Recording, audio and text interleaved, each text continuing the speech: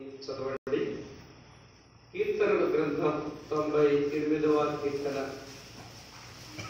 కీర్తనల గ్రంథం 98వ కీర్తన. పాత నిబంధనలో సాధారణ ముద్రణలో 503వ పేజీ పై 98వ కీర్తన మార్చి చదువుదాం. నేను ఒక వచనం చదువుతాను, మీరు ఒక వచనం చదవండి. యెహోవా ఆశ్చర్య కార్యములు చేసి ఉన్నాడు, ఆయనను గూర్చి క్రొత్త కీర్తన పాడుడి. ఆయన దక్షిణ హస్తం, ఆయన పరిశుద్ధ బాహువు ఆయనకు విజయము కలుగు చేసి ఉన్నది.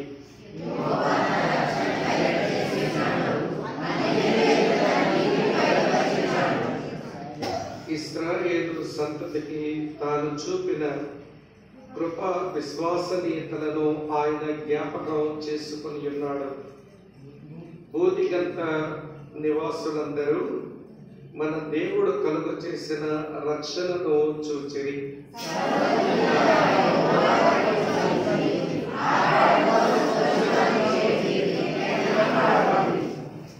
సితార స్వరముతో యెహోవాకు స్తోత్ర గీతములు పాడుడి. సితారా తీసుకుని సంగీత స్వరముతో గానము చేయుడి.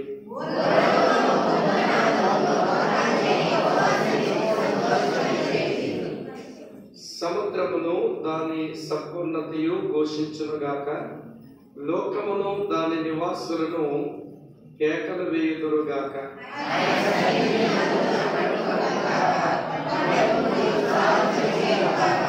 కలిసి చదువుదాం.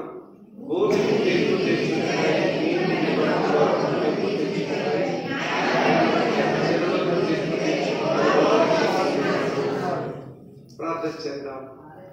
ప్రేమగల మా ప్రియమైన మా పరలోకపు తండ్రి, నమ్మదగిన మంచి దేవ, మీకు స్తోత్రాలు, మీకు వందనాలు. నీ దాసుడు మా సోదరుడు నతనీల్ గారు, మా సోదరి, వారి కుటుంబం ఈ ప్రాంతాలలో నీ కొరకు పడుతున్న ఈ ప్రయాసలు మీరు మాకు అనుగ్రహించిన ఈ 2 దినాల సహవాస కూడికలకై మీకు స్తోత్రములు, మీకు వందనాలు. ప్రభువా, ఈ రాత్రి నీ వాక్యమును నిన్ను ప్రేమించి మా ప్రియులు నీ సన్నిధికి చేరి వచ్చారు. ఎవరికి ఏ మాట చేత వారిని సంధించగోరుతున్నారో నీవు ఎరుగుదు కనికరించి నీ దాసులను నీ పరిచారకుడనైన నన్ను బలపరిచి నా నోటి వెంట ఆ మాటలు విడుదల చేయమని ప్రార్థన చేస్తూ ఉన్నాను. అపవిత్రమైన పెదవులు గలవాడను, కనికరించి నా పెదవులను ముట్టి మా ప్రియులకు కావలసిన వాక్య వర్తమానమును మీరు అందించి వారిని మీరు ఆశీర్వదించాలని ఈ స్థలములో మా మధ్య మీ కృపా కార్యము జరిగించమని యేసునాథుని పేరిట స్తోత్రించి ఆరాధించి మీకే ప్రార్థిస్తున్నాము మా పరలోకపు ప్రియ తండ్రి. ఆమేన్. ఆమేన్. మంచిది ప్రియులారా, భక్తిలో లేక ఆధ్యాత్మికతలో 2 మెట్లకు ప్రత్యేకమైన స్థానం ఉంది. ఈ 2 మెట్లు లేక ఈ 2 అనుభవాలు ఏది లోపించినా మనం భక్తి చేస్తున్నట్లు కాదు, ఆత్మీయంగా ఉన్నట్టు కానే కాదు. ఏమిటి ఆ 2 మెట్లు అనగా, ఒకటి దేవునిని గూర్చి ఎరుగుట. ఏంటంటే దేవుని గూర్చి ఎరుగుట. రెండవది మనలను గూర్చి మనం ఎరుగుట. ఈ 2 భక్తిలో చాలా ఆత్మ సంబంధమైన గొప్ప మెట్లు. దేవుని గురించి ఎరిగేవారు ఆరాధికులుగా మారతారు. తమను గూర్చి తాము ఎరుగుతున్న వారు దేవుని సన్నిధిలో విరిగిపోతూ వారు రూపాంతరం చెందుతారు. ఈ రోజున భక్తి చేస్తున్న చాలా మంది వారి ఆధ్యాత్మిక జీవితాలు చూస్తా ఉన్నప్పుడు వారి భక్తిలో దేవుణ్ణి ఎరగడంలో అభివృద్ధి లేదు, తమ గురించి తాము ఎరగడంలో కూడా అభివృద్ధి లేదు. నేను ఈ పరిశుద్ధ లేఖనాల వెలుగులో చూస్తున్నప్పుడు దేవుని ఎరిగిన ప్రతి మనిషి ముక్కలైపోయాడు. దేవుని ఎరిగిన ప్రతి మనిషి పగిలిపోయాడు. దేవునిని ఎరిగిన ప్రతి మనిషి దేవుని ఎదుట కుప్పకూలిపోయాడు. ఎవరో తమ ఉనికిని కలిగి ఉన్నట్టుగా కనబడలేదు. యెషయా లాంటి వాడు అంటాడు, దేవుని పరిశుద్ధతను చూసి నేను నశించితిని అని కూలిపోయాడట. అపోస్తలుడైన యోహాను అనే ఆయన, దేవా నిన్ను నేను చూడగానే చచ్చిన వాని వలె నీ పాదముల యొద్ద పడిపోయాను అన్నాడు. పేతురు లాంటి భక్తుడు అంటాడు, ప్రభువా నేను పాపాత్ముడను, నన్ను విడిచిపెట్టి వెళ్ళిపో అంటాడు. యోబు లాంటి వాడు అంటాడు, నేను నీచుడను అని అంటాడు. కనుక దేవుని ఎరిగిన వారు, దేవుని దర్శించిన వారు కూలిపోవడమో, ముక్కలైపోవడమో, విరిగిపోవడమో, లోతైన పశ్చాత్తాపంలోకి వెళ్ళడమో అది జరుగుతూ కనబడుతున్నటువంటి అనుభవాలు. ప్రియులారా, వినండి ఒక్క మాట. ఈ లోకానికి విరిగింది పనికిరాదు, కానీ దేవునికి విరిగిందే కావాలి. అమ్మ, అర్థమవుతుందా? ఈ లోకమునకు పగిలిపోయేది అవసరం లేదు, కానీ దేవునికి పగిలిపోయిందే అవసరం. అందుకే ఎవరొక పాట రాశారు, విరగని మేఘం కురవదట, పగలని నేల పంటనివ్వదట. నేల పంటనివ్వాలంటే నేల పగలాల్సిందే. మేఘం వర్షించాలి అంటే అది విరగాల్సిందే. 5 రొట్టెలు 2 చేపలు 5,000 మందికి ఆహారం అవ్వాలంటే యేసయ్య చేతిలో విరిగిపోవలసిందే. ఈ రోజున భక్తిలో ఎదుగుతున్న మనం దేవుడేంటో ఎరుగుతూ, మనమేంటో మనం ఎరుగుతూ విరగడానికి, పగిలిపోవడానికి ఇలాంటి సమావేశాలు వాడుకోవాలి. మా సంఘంలో కార్యక్రమం పెట్టాం, సరదాగా ఏదో సావాసం చేశాం, 2 పాటలు పాడుకున్నాం. అలాంటి ధోరణి కాకుండా నేను దేవుని ఎరగడంలో ఒక మెట్టుకు ఎదగాలి, నన్ను గురించి నేను ఎరగడంలో మరో మెట్టుకు నేను ఎదగాలి అనే మనసుతో ఇలాంటి సమావేశాలు, భక్తి కూడికల్ని మనం ఉపయోగించుకోవడం మనకి రావాలి. సరే, నేను ఉపఘాతం ఎందుకు చెప్పాను అంటే, ఎప్పుడు మనం దేవుని వాక్యం ముందుకు వెళ్ళవలసి వచ్చినా, దేవుని గురించిన జ్ఞానంలో అభివృద్ధి, మనలను గురించి అవగాహన గురించినటువంటి అభివృద్ధి అది జరగకపోతే మనం చాలా మన సమయాన్ని దుర్వినియోగపరుచుకున్నట్లు అవుతుంది. కనుక దేవుని వాక్యం ఎవరు చెప్తున్నా గట్టిగా చెప్పారా, మెల్లగా చెప్పారా అని ప్రశ్న కాదు. పెద్ద పెద్ద మర్మాలు చెప్పారా, పొడి పొడి మాటలు చెప్పారా అది కూడా పెద్ద లెక్క కాదు. దేవుని గురించి నేను ఎరగడానికి ఏమి దొరికింది, నన్ను గురించి నేను గుర్తెరగడానికి నాకు ఏ సత్యం దొరికింది అనే మనసుతో మనం దేవుని వాక్యాన్ని వినే ప్రయత్నం చేయాలి. దేవుని గురించి ఎరుగుతున్న కొలది మంచి ఆరాధికులుగా మనుషులు మారుతారు. తమను గురించి తాము ఎరుగుతున్న కొలది వారు లోతైన పశ్చాత్తాపంలోనికి వారు ప్రయాణం చేస్తారు. నేను ఈ రాత్రి వేళ ఈ 2 సత్యాలు, ఈ 2 అడుగులు కలగలుపుగా నేను 98వ కీర్తన కొంచెం వివరణిస్తాను. మీరు ఆసక్తితో వినండి. మీరు ఎవరో కళ్ళు మూసుకొని వాక్యం వినద్దు. నాకు ఒక మాయ రోగం ఉంది. అదేంటో తెలుసా? కళ్ళు మూసుకొని వాక్యం చెప్పడం నాకు రాదు. నేను అందరి వైపు చూస్తూనే చెప్తాను. మరి నేను కళ్ళు తెరిచి చెప్పినప్పుడు మీ కళ్ళు మూసుకునే హక్కు ఎవడిచ్చాడు? వింటున్నారా లేదా? ఒక అక్క కొంచెం కళ్ళు ఒక రెప్పలు బరువెక్కుతున్నాయి. మీకు ఒక విషయం చెప్పిన, పౌలు విస్తరించి మాట్లాడడం వలన కిటికీ దగ్గర కూర్చొని వాక్యం వినే వాడు కింద పడి చచ్చాడంట. ఏం పేరు? ఆయన పేరు ఐదు. ఆయన కింద పడి చచ్చిపోతే అప్పుడు ఉన్నది పౌలు గనక పోయి మళ్ళీ 5గురు బతికించాడు. ఒకవేళ మీరు పులుకు మొక్కలతో కింద పడి చచ్చారనుకోండి, లేపడానికి నేను పౌరునైతే కాను. నత్తనీయుల గారితో చెప్పి పెట్టి రెడీ చేయించి పార్టీస్ వచ్చేస్తాను నేను, దాంతో మీ బతుకైపోతుంది. కనుక వినండి, పులుకుపాట్లు వస్తే ఏమంటే మెలుపు తెచ్చుకునే ప్రయత్నాలు చేయాలి. దేవుడు అప్పుడు కనికరిస్తాడు. సరే, 1-2 కనబడ్డారు, మిగిలిన వాళ్ళు చాలా శ్రద్ధగా ఉన్నారు, మంచిది. మరి 98వ కీర్తనను ఆధారంగా చేసుకుని దేవుడేంటో ఎరుగుదాం, మనమేంటో కూడా మనం ఎరుగుదాం. 98వ కీర్తనలో ప్రాముఖ్యమైన విషయం ఏంటంటే దేవుడు సార్వభౌముడు అని ఈ కీర్తనకారుడు పాడుతున్నాడు. చెప్పండి, దేవుడు ఎవరు? సార్వభౌముడు. సార్వభౌముడు అంటే ఏమిటి అర్థం?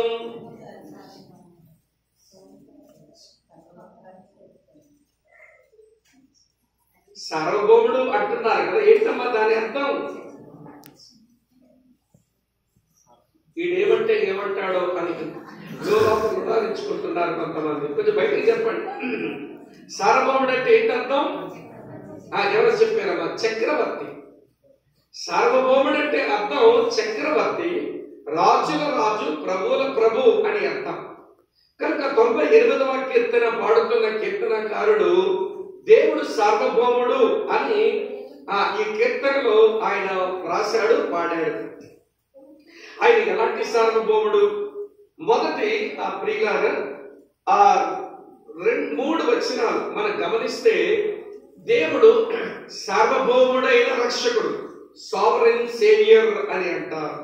ఆయన సార్వభౌముడైన రక్షకుడు అని పాడి తర్వాత 4వ చరణం నుంచి వింటున్నారు కదా, 4వ చరణం నుంచి ప్రియులారా 7వ చరణం వరకు ఆయన సార్వభౌముడైన రాజు అని రాస్తాడు, సావరెన్ కింగ్ అని అంటారు. అటు తర్వాత ప్రియులారా 8-9 చరణాల్లో ఆయన సార్వభౌముడైన న్యాయమూర్తి అని రాశాడు, సావరెన్ జడ్జ్ అని రాశాడు. ఈ 3 మాటలు గమనించాలి. దేవుడు సార్వభౌముడు. ఎలాంటి సార్వభౌముడు అంటే సార్వభౌముడైన రక్షకుడు, సార్వభౌముడైన చక్రవర్తి, సార్వభౌముడైన న్యాయమూర్తి. కనుక అటువంటి సార్వభౌముని మనం ఆరాధించే ఒక గుంపు మనం. అది ముందు మనకు అర్థం కావాలి. ఇంకా సార్వభౌముడు అనే ఆలోచన మరి కొంచెం వివరణిస్తాను, వినండి. సార్వభౌముడు అంటే ఆయన ఏదైనా చెయ్యాలి అనుకున్నప్పుడు ఎవరిని సంప్రదించడు, ఎవరి మీద కూడా ఆధారపడడు. ఎవరిని ఎందుకు సంప్రదించరు ఆయన అంటే శక్తి తక్కువైనవాడైతే కదా, ఆయన ఆలోచన తక్కువైన వాడైతే కదా ఎవరి మీదైనా ఆధారపడడానికి, ఎవరి సలహా అయినా తీసుకోవడానికి. ఈ సార్వభౌముడైన ఈ రక్షకుడు, చక్రవర్తి, న్యాయమూర్తి ఆయన సర్వశక్తి గలవాడు కనుక ఎవరి మీద ఆధారపడడు. సార్వభౌముడైన ఈ రక్షకుడు, చక్రవర్తి, న్యాయమూర్తి ఆయన సర్వజ్ఞాని కనుక ఎవరి సలహాలు కూడా తీసుకోడు. జ్ఞానం తక్కువైతే నీలాంటి సలహాలు కావాలి, శక్తి తక్కువైతే నీలాంటి దాని మీద ఆధారపడి పని చెయ్యాలా. ఆయన సర్వశక్తిమంతుడు, ఆయన సర్వజ్ఞాని కనుక ఏదైనా చెయ్యాలనుకున్నప్పుడు ఎవరి సలహా తీసుకోడు, ఎవరి మీద ఆధారపడడు. ఇలా చెప్తాను. ఆయన సృష్టిని చేశాడు, ఎవరు సలహా ఇస్తే చేశాడు? ఇక్కడ ఉన్నారా లేదా? పోనీ సృష్టి చేసినప్పుడు మీరు ఉన్నారా సలహాలు ఇవ్వడానికి? మనం లేదుగా. మీరు సృష్టిని చేసినప్పుడు ఆయన ఎవరి సలహాలు తీసుకోలేదు, ఆయన ఎవరి మీదనూ ఆధారపడలేదు. అలాగనే జగత్తుగా పునాదులు వేయబడక పూర్వమే మనందరి కొరకు రక్షణ కార్యం తలపెట్టాడు ఆయన. అప్పటికి జగత్తే పుట్టలేదు, మనం ఎవరమూ ఉనికిలో లేము. కానీ పాపం చేస్తామనే దేవుడు తన భవిష్యత్తు జ్ఞానంలో మన రక్షణ కొరకు ప్రణాళిక వేశాడు. ఆ ప్రణాళిక వేయడానికి ఎవరి మీద ఆధారపడ్డాడు? ఎవరి మీద ఆధారపడలా. ఎవరి సలహా తీసుకున్నాడు? ఎవరి సలహా తీసుకోలేదు. సృష్టిలో దేవుడు సార్వభౌముడు, రక్షణ కార్యములో దేవుడు సార్వభౌముడు. ఏదో ఒక రోజున మనుషులందరికీ తీర్పు తీరుస్తాడు. ఈ ప్రపంచంలో ఒక జడ్జ్ తీర్పులు చెప్పాలంటే వాదం చెప్పే లాయర్ గారి మాటలు వినాలి, ప్రతివాదం చెప్పే అడ్వకేట్ గారి మాటలు కూడా వినాలి. ఈ 2 మాటలు కలుపుకొని అప్పుడు అతను న్యాయం చెప్పగలడు. కానీ సార్వభౌముడైన ఈ తీర్పని ఆయన ఎవరి సలహా తీసుకోడు, ఎవరి మీద ఆధారపడు. తీర్పు చెప్పడంలో కూడా వినండి ప్రియులారా, తనకు తానుగా తీర్పు చెప్తాడు. సృష్టి కార్యములో ఆయన సార్వభౌముడు, వింటున్నారా లేదా? రక్షణ కార్యములో ఆయన సార్వభౌముడు. అర్థమవుతున్నారా లేదా? ఆయన తీర్పు తీర్చడంలో ఆయన సార్వభౌముడు. అందుకే 115వ కీర్తనలో చూడండి, భక్తుడు ఇలాగన్నాడు. 115వ కీర్తన చదువుకున్నాను చూడండి. 3వ చరణం 115వ కీర్తన 3వ చరణం ఇలా ఉంది. మా దేవుడు ఎక్కడున్నాడు? మా దేవుడు భూమి మీద ఉండేవాడు కాదు, భూమి మీద తయారైనోడు కాదు, భూమి మీద ఎవడు సృష్టించిన వాడు కాదు. మా దేవుడు ఎక్కడున్నవాడు? ఆకాశమందున్నవాడు. తర్వాత లైనే చాలా ప్రాముఖ్యం ఏంటంటే, తనకు ఇచ్చ వచ్చినట్లుగా సమస్తమును ఆయన చేయుచున్నాడు. ఆయనకి ఎవరు సలహా చెప్పేవాళ్ళు లేరు, ఆయనకు ఎవరు సహాయపడేవారు లేరు. ఆయనకు ఇచ్చ వచ్చినట్టుగా ఆయన కార్యాలు చేసుకుంటాడు. ఎందుకంటే ఆయన సార్వభౌముడు కనుక. అమ్మా వింటున్నారు? ఇదే మాట కీర్తనాకారుడు మరికొంచెం వివరణించాడు. ఆ మాట కూడా చదువుతాను చూడండి. కీర్తనల గ్రంథంలో 135వ కీర్తన 6వ చరణం చూడండి.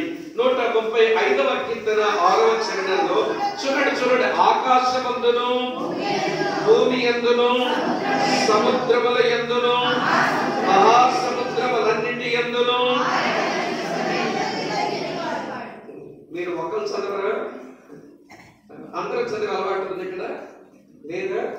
నా గురించి పోటీ పడుతున్నారా? నేనే బహుమతులు ఇచ్చే రకాలుగా తిట్టి పోసేస్తాను. ఒక చదవండి స్పష్టంగా. అందరూ నేను ఇప్పుడు చదివేస్తాను.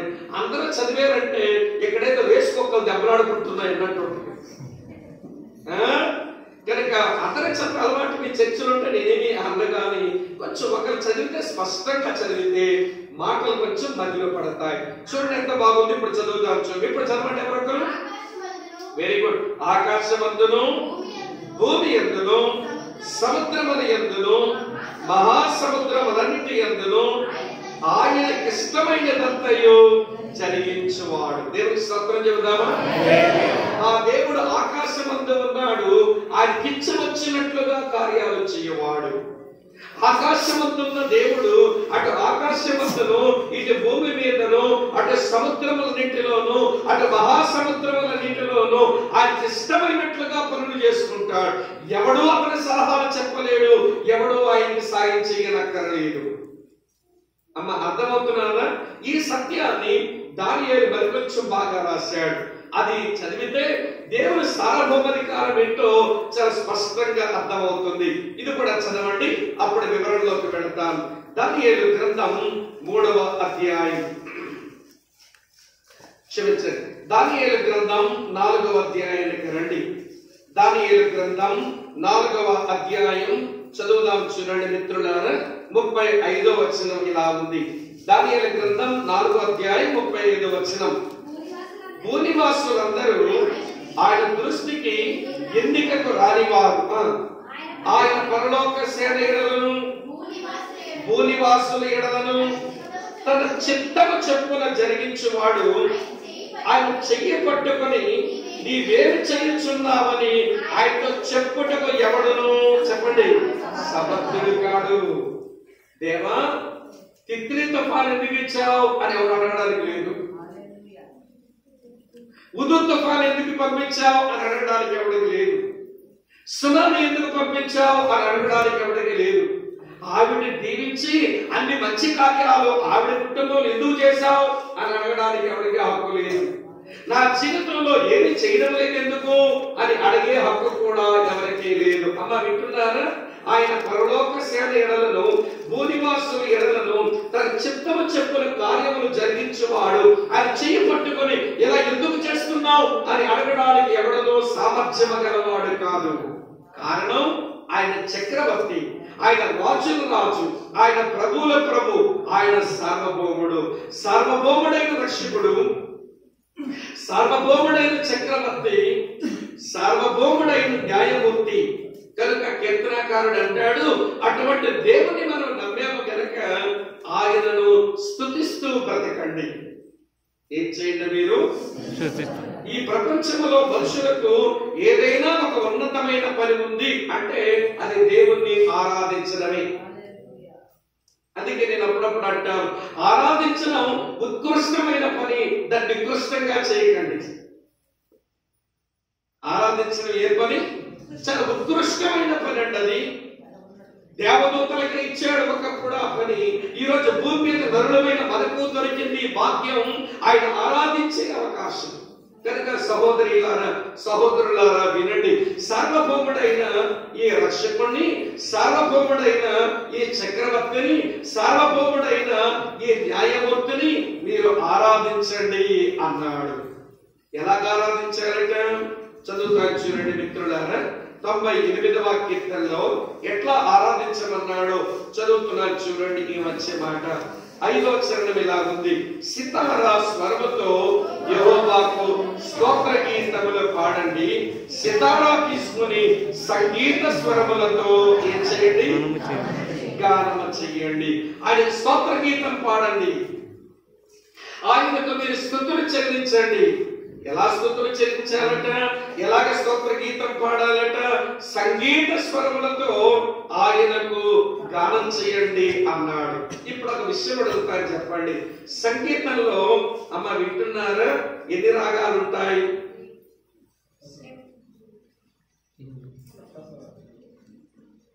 భారతీయులేనా? తెలియపడుతున్నాడు అమ్మ. అందులో గాంధులేనా మీరు? నాకు చెప్పలే కదా. ఏమంటే సంగీతంలో ఎన్ని స్వరాలు ఉంటాయి? సప్త స్వరాలు అన్నారు. ఏంటో సప్త స్వరాలు? సా రి గ మ ప ద ని. అంతే. మరి సా అంటే మరి మొదటికి వచ్చారు మీరు. అమ్మ అర్థమవుతుందా? సరిగమ పదని కదండి, సప్త స్వరాలు అన్నారు దాన్ని. కనుక ప్రియమైన స్నేహితులారా, మీరు సంగీత స్వరములతో దేవునికి మీరు స్తోత్రగానం చేయండి అని భక్తులు చెప్పినప్పుడు ఈ 98వ కీర్తనలో 7 సంగీత స్వరాలు ఉన్నాయి. దేవుడు సార్వభౌముడు అని నీవు ఎరిగితే ఆ సంగీత స్వరముతో దేవుని నీవు ఆరాధించాలి. మీకు విషయం చెప్తాను. ఆరాధిస్తే ఎవరికి లాభం చెప్పండి? మనం ఆరాధించడం వలన, దేవుని గుణలక్షణాలు కొనియాడటం వలన మనం ఆరాధించాం కాబట్టి దేవునికి ఏమైనా పెరుగుతుందా? మనం ఆరాధించలేదు కాబట్టి దేవునికి ఏమైనా తరిగిపోతుందా అంటే దేవునికి పెరిగేదేమీ లేదు, దేవునికి తరిగేదేమీ లేదు. అసలు మనం ఆరాధించడం వల్ల దేవునికి ఏ ప్రయోజనం లేదు. ప్రయోజనం ఏదైనా ఉందంటే మనకే. ఎందుకో తెలుసా? దేనిని మనం ఆరాధిస్తుంటామో దానికి లాగా మనం మారుతుంటాం. మన ప్రభువుని మనం ఆరాధిస్తుంటే ఆయన సారూప్యములోకి మనం మార్చబడతాం. దేవుణ్ణి ఆరాధించడం వలన ఆయన లక్షణాలు మన జీవితంలో తయారవుతూ ఉంటాయి. అమ్మ వింటున్నారా? అమ్మ సిస్టర్ గారు వింటున్నారా? వినండి. కనుక దేవుణ్ణి ఆరాధించడం వలన దేవుని కొరిగేదేమీ లేదు. చెప్పండి, ప్రయోజనం ఎవరికి? మనకి ప్రయోజనం. కాబట్టి 98వ కీర్తనలో సార్వభౌముడైన రక్షకుడిని, సార్వభౌముడైన ఈ చక్రవర్తిని, సార్వభౌముడైన ఈ న్యాయమూర్తిని మీరు సంగీత స్వరములతో మీరు ఆరాధించండి అన్నాడు. ఇప్పుడు ఆ స్వరాల్లో ఎన్ని స్వరాలు మీ దగ్గర పలుకుతున్నాయో, లేకపోతే ఎన్ని స్వరాల తీగలు తెగిపోయాయో మీరు రంగు తెలుస్తారు ఈ రాత్రి. అమ్మ వింటున్నారా? కొంతమంది స్వరాలు వచ్చే తీగలు ఎప్పుడో తెగిపోయాయి. ఇక ఏమొచ్చింది వాయిద్యంలో? సంగీత స్వరము డొల్ల కాకపోతే. అమ్మ అర్థమవుతున్నారా? తీగలన్నీ సరిగా ఉంటే వినండి, స్ట్రింగ్స్ అన్ని చాలా బాగుంటే వినండి, స్వరాలు బాగా పలుకుతాయి.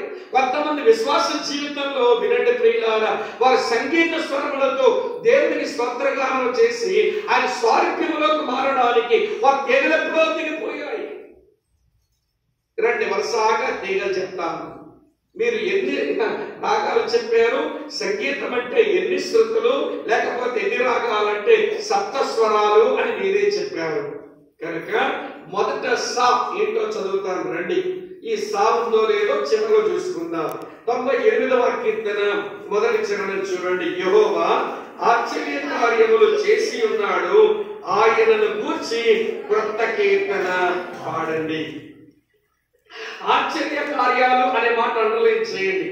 మన సంగీత స్వరాలలో మొదటి సా ఏంటంటే ఆశ్చర్య కార్యాలు. వినండి ప్రియులారా, ఆ ఆశ్చర్య కార్యాలు ఆయన చేసినవి మనం జ్ఞాపకం చేసుకుని క్రొత్త పాట పాడమన్నాడు. అమ్మ వింటున్నారా? క్రొత్త పాట అంటే అర్థం పాత పాట ఉన్నట్టేనా? మాట్లాడే ఉందా? కోడల పిల్ల మంచిది అంటే అత్తమ్మ రాక్షసనే కదా అర్థం. అవునా కాదని చెప్పండి. కనుక కొత్త పాట అంటే అర్థం ఏమిటి? ఒక పాత పాట ఉందని అర్థం. అసలు దేవుని పిల్లలకు పాత పాట ఏమిటి, దేవుని పిల్లలకు కొత్త పాట ఏమిటి, ఇది మనకు అర్థమైతే ఆశ్చర్య కార్యాలు ఏంటో మనకు చాలా బాగా బోధపడతాయి.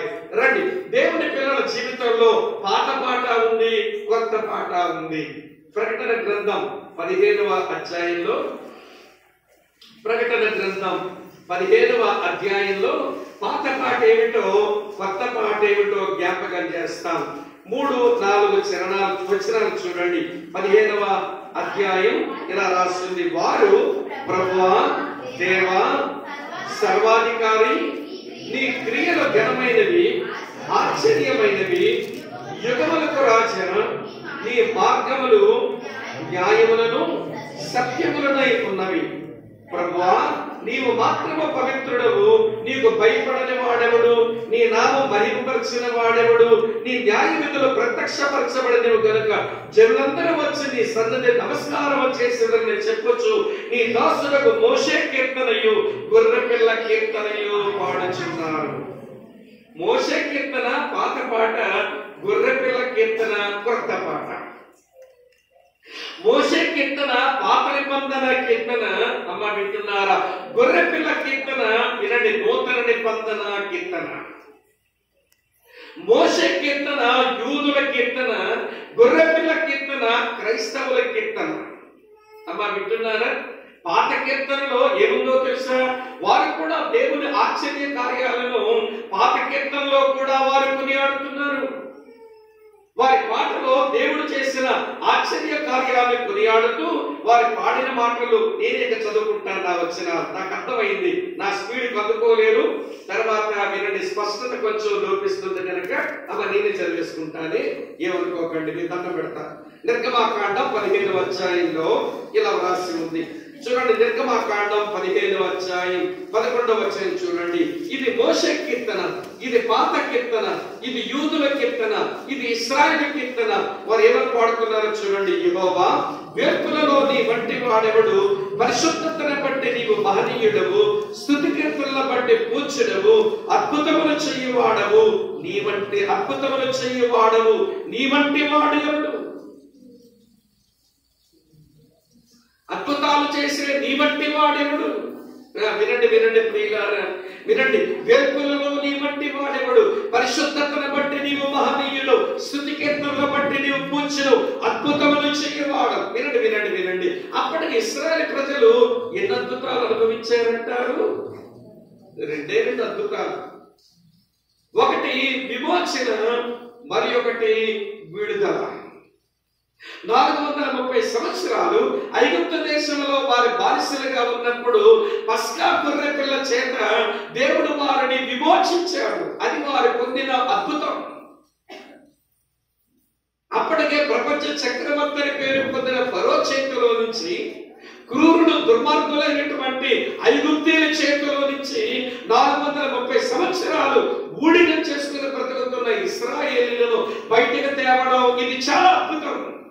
దేవుడు పస్కా గొర్రె పిల్లను వధింపచేసి వారికి విమోచనిచ్చాడు. అమ్మ వింటున్నారు కదా? విమోచించినటువంటి దేవుడు వినండి, వారిని ఎర్ర సముద్రం వరకు తీసుకుని వచ్చినప్పుడు వినండి, మోషే కర్ర చేత వారికి విడుదల కలిగించాడు. పస్కా గొర్రె పిల్ల విమోచిస్తే వినండి ప్రియులారా, మోషే కర్ర వారికి విడుదల తెచ్చింది. ఆ అద్భుతమే మీరు పాడుకుంటున్నారు. వారి పాత పాటలో కనబడుతున్న మెరకల్ ఏమిటి అంటే, నీవు అద్భుతములు చేసిన వాడివి. మా జీవితంలో 2 అద్భుతాలు చూసాం. ఒకటి విమోచించబడ్డాం, 2 విడుదల పొందాం. ఇప్పుడు గొర్రె పిల్ల పాట పాడవలసిన మనం, మన పలకవలసిన ఏమంటే మన శృతి తీగ అది సరిగా ఉంటే, ఇప్పుడు మన జీవితంలో ఆయన చేసిన విమోచన కార్యం, ఆయన మన జీవితంలో జరిగించిన విడుదల కార్యం, అది మనం అనుభవించిన వారమైతే మన రాగం చాలా బాగుంటుంది, మన స్వరం చాలా బాగుంటుంది. మన సంగీత స్వరముతో ఆ సార్వభౌముడిని మనం ఆరాధించగలం. ఇప్పుడు చెప్పండి, ఎలా వచ్చింది మనకి విమోచన? వినండి ప్రియులారా, ఒకప్పుడు పాపానికి ఒకప్పుడు మనం సాతానుకు, ఒకప్పుడు లోకానికి, ఇక్కడ కూర్చున్న మనం అందరము బానిసలమే. లోకం ఇష్టం వచ్చినట్టుగా మనల్ని వాడుకుంది, పాపం మన ఇష్టం వచ్చినట్టుగా మనల్ని నడిపేసింది, సాతానుడు ఇష్టం వచ్చినట్టుగా మన జీవితాలతో ఆడుకున్నాడు. అలాంటి మన జీవితాలను ఆయన పస్కా గొర్రెపిల్ల ఆయనే అయ్యి ఆయన మనకు విమోచన తీసుకుని వచ్చాడు. అందుకే పేతురు భక్తుడు ఈ మాట రాశాడు. 1 పేతురు 1:18-19 వచనాల్లో పితృ పారంపర్యమైన, వినండి ప్రియుల, మీ వ్యర్థ ప్రవర్తనను విడిచిపెట్టినట్లుగా వెండి బంగారముల వంటి క్షయ వస్తువుల చేత మీరు విమోచింపబడలేదు గాని అమూల్యమైన రక్తము చేత మీరు విమోచించబడ్డారు. క్రీస్తే మన పస్కా గొర్రె పిల్ల. అమ్మ అర్థమవుతుందా? 1 పేతురు చూడండి, 1వ అధ్యాయం 18-19 వచనాలు. పేతురు రాసిన మొదటి పత్రిక 1వ అధ్యాయం 18-19 వచనాల్లో పితృపారంపర్యమైన మీ వ్యర్థ ప్రవర్తనను విడిచిపెట్టినట్లుగా వెండి బంగారముల వంటి క్షయ వస్తువుల చేత మీరు విమోచింపబడలేదు గాని అమూల్యమును నిర్దోషమును నిష్కలంకమునకు గొర్రె పిల్ల వంటి క్రీస్తు రక్తము చేత మీరు విమోచించబడ్డారు. గొర్రె పిల్ల పాట పాడవలసిన మనం, నూతన కీర్తన పాడవలసిన మనం విమోచన అనుభవం పొంది ఉంటే ఒకప్పుడు పాపం నా మీద ఏలుబడి చేసేది గాని ఇప్పుడు పాపం నా మీద ఏలుబడి చేయలేదు. ఒకప్పుడు లోకము నా మీద అజమాయిషీ చేసింది గాని ఇప్పుడు లోకము నా మీద అజమాయిషీ చేయలేదు. ఒకప్పుడు సాతానుడు నా మీద అజమాయిషీ చేశాడు గాని ఇప్పుడు సాతానుడు నా మీద అజమాయిషీ చేయలేదు. నేను విమోచించబడ్డాను అనే అనుభవం నీ దగ్గర ఉంటే ఆ విమోచన అద్భుతం నీకు ఆనందాన్ని తెచ్చిపెడితే ఆనందముతో నువ్వు దేవునికి స్తోత్ర గీతం పాడతావు. ఆ స్తోత్ర గీతకు మొదటి స్వరమే నీ అర్థమైందా? రెండో, విమోచించబడితే సరిపోదు. అమ్మ వింటున్నారా? నీవు విడుదల కూడా పొందాలి. వినండి వినండి ప్రియులారా. 1 కొలస్సీయులకు రాసిన పత్రిక 1వ అధ్యాయం 13వ వచనంలో భక్తుడు అంటాడు కదా, మీ అంధకార సంబంధమైన అధికారములోంచి విడుదల పొందారు. అమ్మ వింటున్నారా? అంధకార సంబంధమైన శక్తుల ప్రభావం ఏది నీ మీద పని చేయదు. ఎందుకంటే దాంట్లోంచి దేవుడు నిన్ను విడుదలిచ్చాడు. ఎర్ర సముద్రం దాటిన తరువాత వినండి, ఫరో సైన్యము ఎలా కనబడ్డారంట వీళ్ళకు? మాట్లాడలేదమ్మా. వీళ్ళు ఎర్ర సముద్రం దాటగానే ఇశ్రాయేలు ప్రజలకు ఐగుప్తీయులు ఎట్లా కనబడ్డారంట? శవాలుగా కనబడ్డారు. ఆ ఎర్ర సముద్రంలో శవాలుగా కనబడ్డారు. ఇంతవరకు ఏ అంధకార సంబంధమైన అధికారమైతే నిన్ను భయపెట్టిందో, అంధకార సంబంధమైన ఏ అధికారమైతే నిన్ను ఏడిపించిందో, నువ్వు విడుదల పొందిన మాట నిజమైతే ఆ అధికారం అంతా శవమై నీకు కనబడాలి. మీరు ఏమనుకోకపోతే చెప్తాను. ఒకప్పుడు అంధకార సంబంధమైన అధికారపు క్రియలు మనల్ని భలే భయపెట్టాయి. ఎట్లా భయపెట్టాయో చెప్పమంటారా? ఉదయాన్నే తలుపు తీసావు, నీ వాకిట్లో ఎవరో అన్నం సున్నము పసుపు కలిపి ఎర్రగా చేసి అక్కడ 2 నిమ్మకాయలు పెట్టి 2 ఎండుమిరపకాయలు పెట్టి దిగదుర్చి వెళ్ళిపోయారు. ఉదయం లేవగానే ఆ అన్నం తొక్కేసావు చూడకుండా అని. వెంటనే నీకేమొచ్చిందో చెప్పరా? చలిజ్వరం. ఎందుకు వచ్చిందమ్మా చలిజ్వరం అంటే? ఎవరో దిగదొచ్చి పెట్టారండి. దాని వల్ల నాకు ఏమొచ్చిందో తెలుసా? సలపరం వచ్చేసిందండి ఈ అమ్మకి. సలపరం. అది మరి నువ్వు ఏ విడుదల పొందావు? అంధకార సంబంధమైన అధికారం నుంచి అవే నీ మీదకి ఏలుబడి చేస్తుంటే. వినండి ప్రియులారా, ఎవడో ఊర్లో వాళ్ళందరూ అంతగాడు గురించి అనుకుంటారు, వీడి చేతపట్లు చేస్తాడు, వీడి చిల్లకలు పెడతాడని చెప్పుకుంటున్నారు. వాడు నిన్ను చూసి అన్నాడు, వీడికి అప్పుడే వచ్చేసింది దెయ్యం.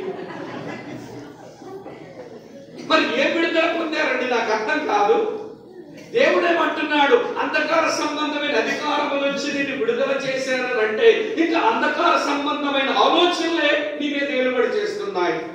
ఆ నిమ్మకాయ తొక్కితే నీకు జ్వరం ఎందుకు వచ్చింది? వాడు ముందు వస్తే నీకెందుకు అసలు భయం వచ్చేసింది? అసలు ఏ విడుదల పొందేవు? అందుకే నీ సాతేదో ఎప్పుడో తెలిగిపోయింది.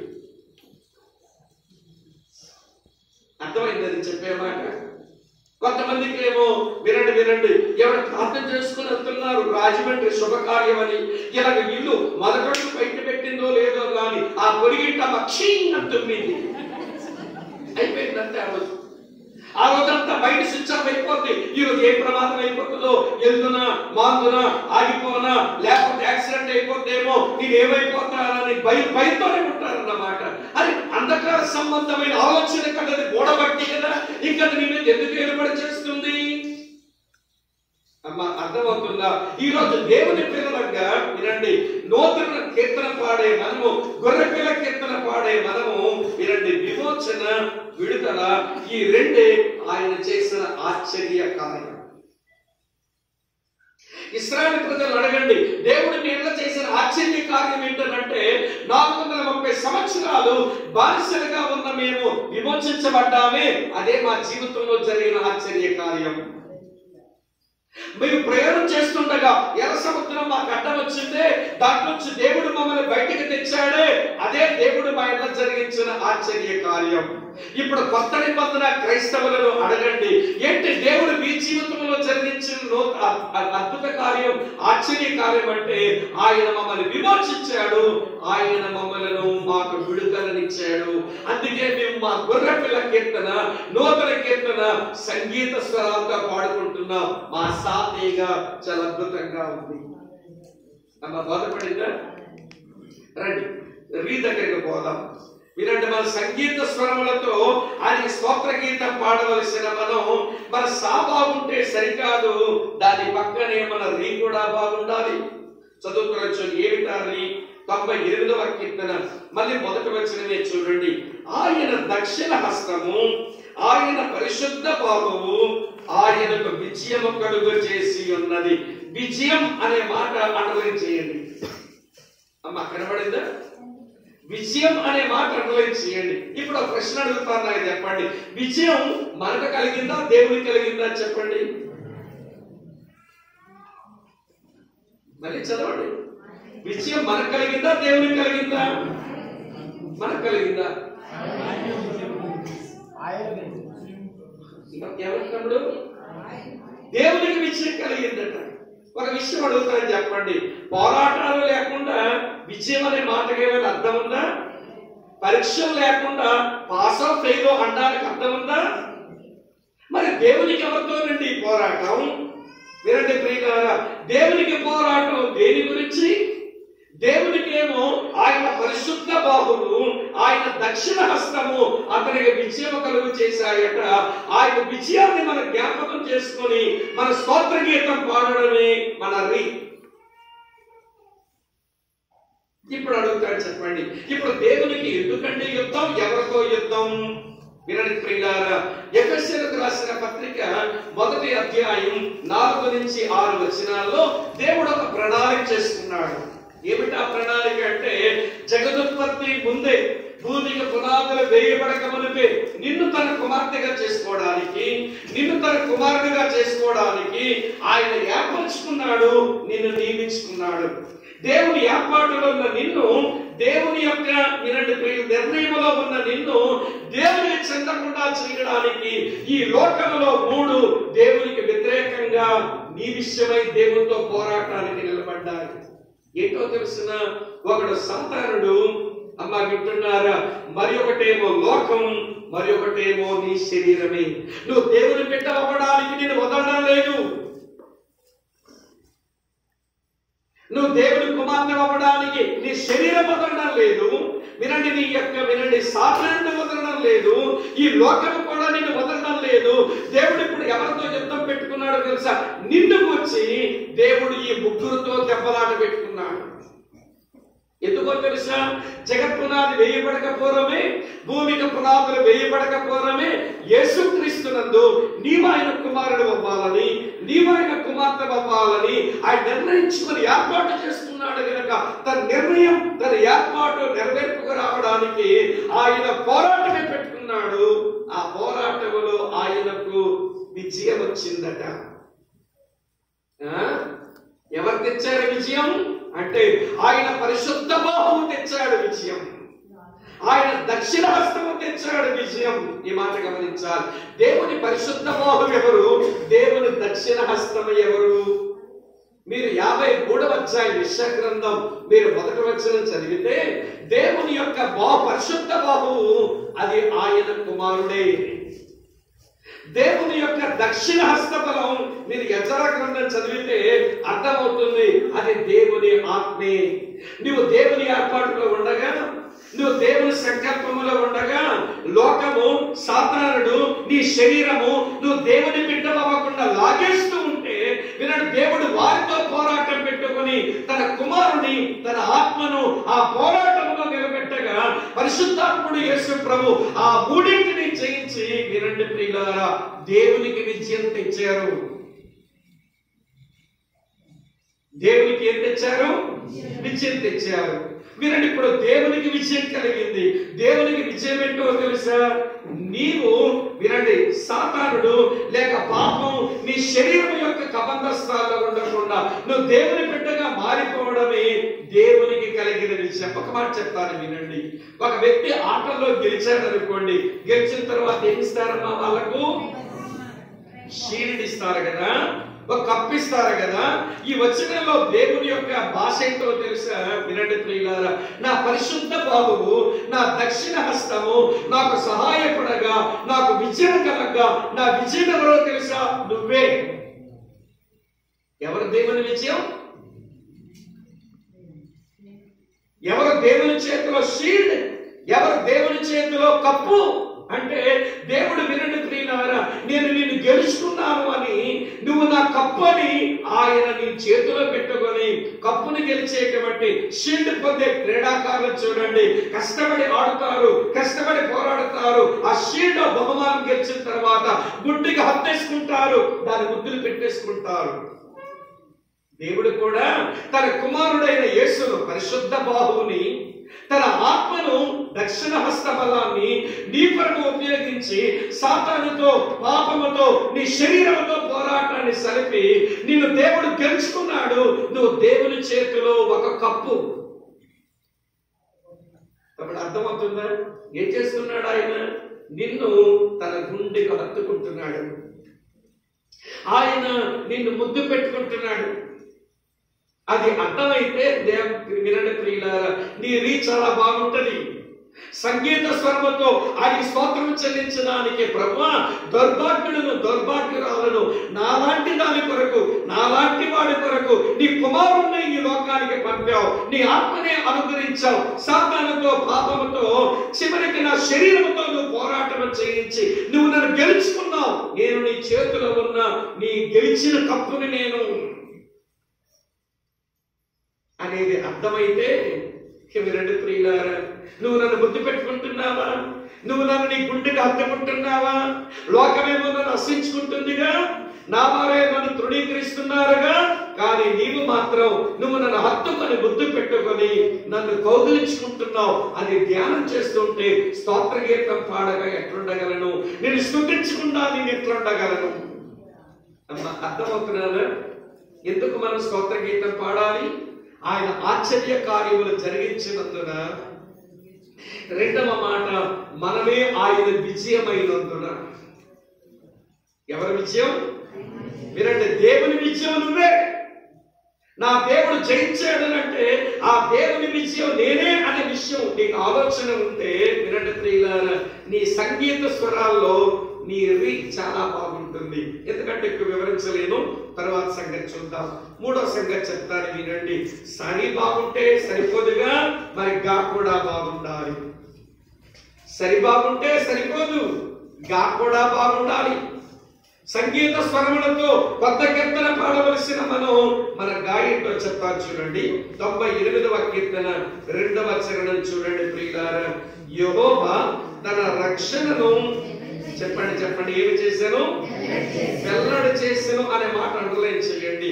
అందులో నాకు ఏమి కనబడుతుందంటే దేవుని యొక్క కనికరం కనబడుతుంది.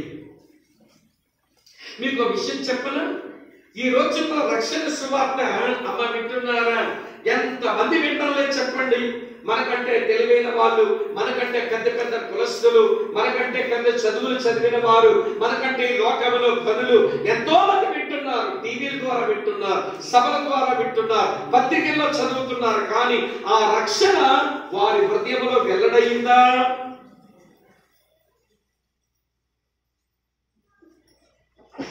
వెల్లడై ఉంటే వాళ్ళు యేసు నమ్ముకొని మారుమనసు పొంది దేవుని సంఘాల్లో వచ్చి ఆరాధించే వారు వింటున్నారు.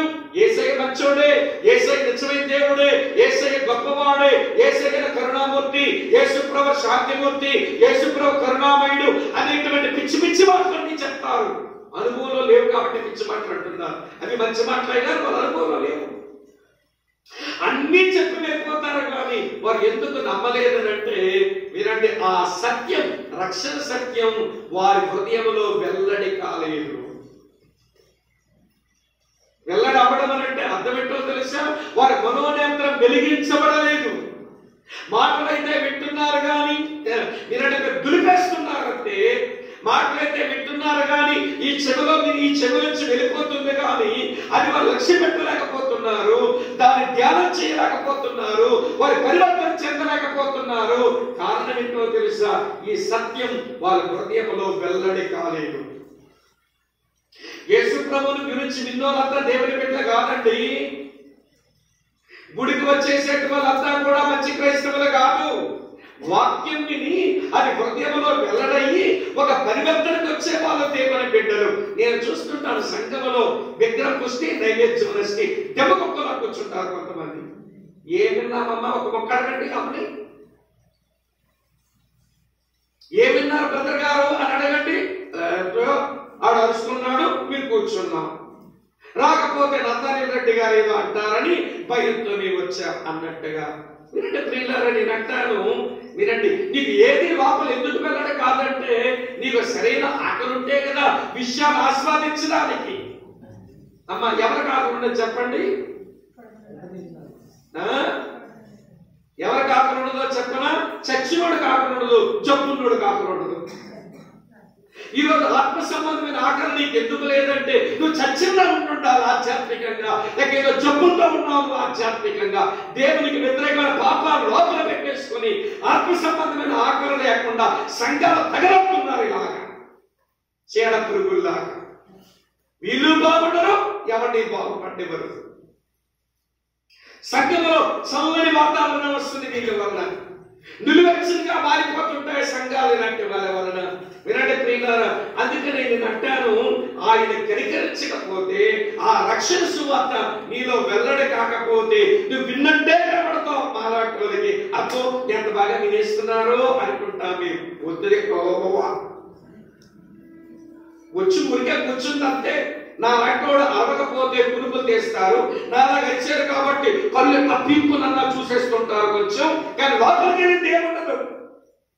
అందుకే ఎన్ని సంవత్సరాల క్రైస్తవులకు ఉన్న వాళ్ళ బ్రతుకుల మార్పు కనబడదండి. అర్థమవుతుందని చెప్పేది వినండి. అందుకని పౌలంటాడు, దేవుడు తన సువార్తను నాలో వెల్లడి చేశాడు. ఆయన కరికరం నాలాగే ఎంతో మంది యూదులు విన్నారు రక్షణ సువార్త, వారెవరికి అర్థం కాలేదు. నాకెందుకు అర్థమైంది? నా మనోనేత్రం ఎందుకు వెలిగించబడింది? ఆయన విశేష కనికరం అండి. ఆ రక్షణ సువార్త నాలో వెల్లడి చేశాడు కనుక నేను సత్యాన్ని తెలుసుకోగలిగాను. పేతురు అంటాడు, ఆయన రక్షణ సువార్త వెల్లడైంది కనుక ఆయన విశేష కనికరము చొప్పున మన పునర్జన్మ పొందేము అంటాడు. అక్క, చెల్లి, తమ్ముడు, అన్నయ్య గారు అడుగుతున్నాం, రక్షణ నీకు వెల్లడైందా? ఆయన కనికరము చేత నువ్వు పునర్జన్మ పొందామా? పాపానికి చచ్చి దేవుని కొరకు బ్రతకడం అంటే ఏంటో నీకు బోధపడిందా? అలా అయితే నీ సంగీత స్వరాల్లో నీ గా చాలా బాగున్నట్టు లెక్క. చూడండి, పౌలు భక్తుడు ఈ మంచి అనుభవంలో ఉన్నాడు కనుక ఇలా అన్నాడు. గలతీయులకు రాసిన పత్రిక 1వ అధ్యాయం చదువుతున్నారు. చూడండి ప్రియులారా, ఇలా రాస్తుంది 16వ వచనంలో, ఆయనను నాయందు బయలుపరపను అనుగ్రహించినప్పుడు నేను మనుష్య మాత్రులతో నేను సంప్రదించలేదు. దేవుడు తన రక్షణను నాలో బయలుపరపను అనుగ్రహించినప్పుడు నేను మనుషులతో నేను సంప్రదించలేదు. ఇది నిజమని నాకు అర్థమైపోయింది.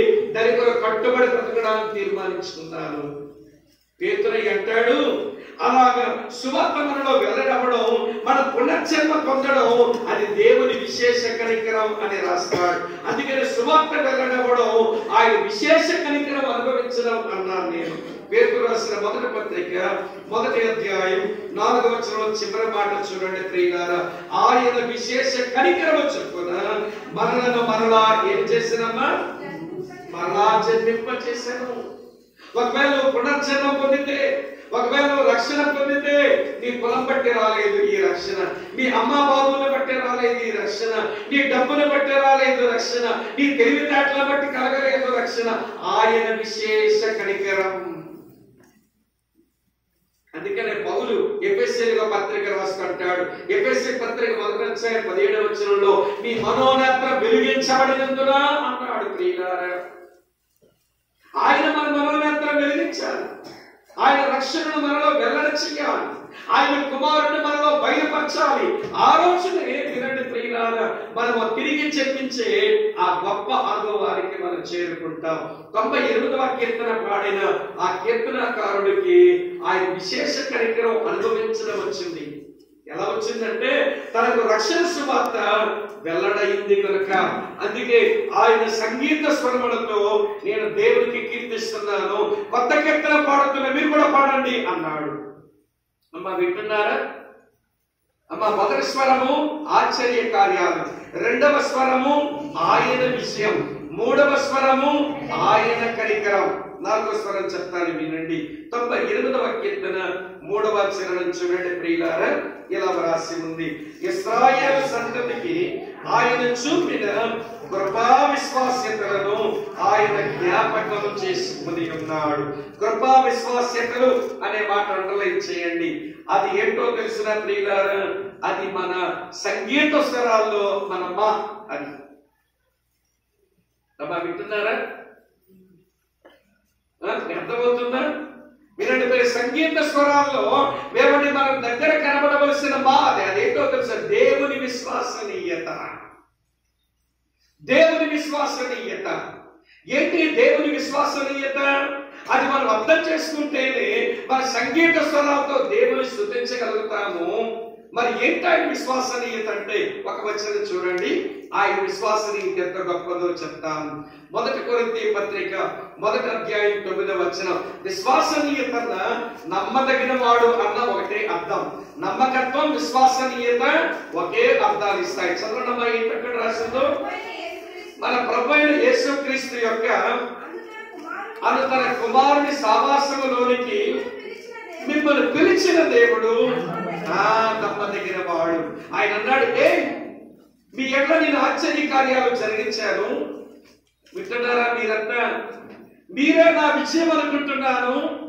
అలాగనే వినండి, మీ ఎడల నా యొక్క కనికరాన్ని చూపాను. ఇప్పుడు నా విశ్వాస్యతల గురించి వినండి. నా ఆశ్చర్య కార్యాలు అనుభవించిన మీరు, నా యొక్క విజయంగా మారినటువంటి మీరు, నా విశేష కనికరాన్ని అనుభవించిన మిమ్మల్ని నేను ఏం చేశానో తెలుసా? నా కుమారుని సావాసములోనికి మిమ్మల్ని పిలిచాను. అంటే ఏం చేశానో తెలుసా? నా కుమారుని చేతిని మీ చేతిని నేను కలిపేశాను. ఎప్పుడైనా కానీ నా కుమారుడు నీతో నేను సావాసం చెయ్యలేను అని చెయ్యప్పుడైనా నా కొడుకు వదిలేడా?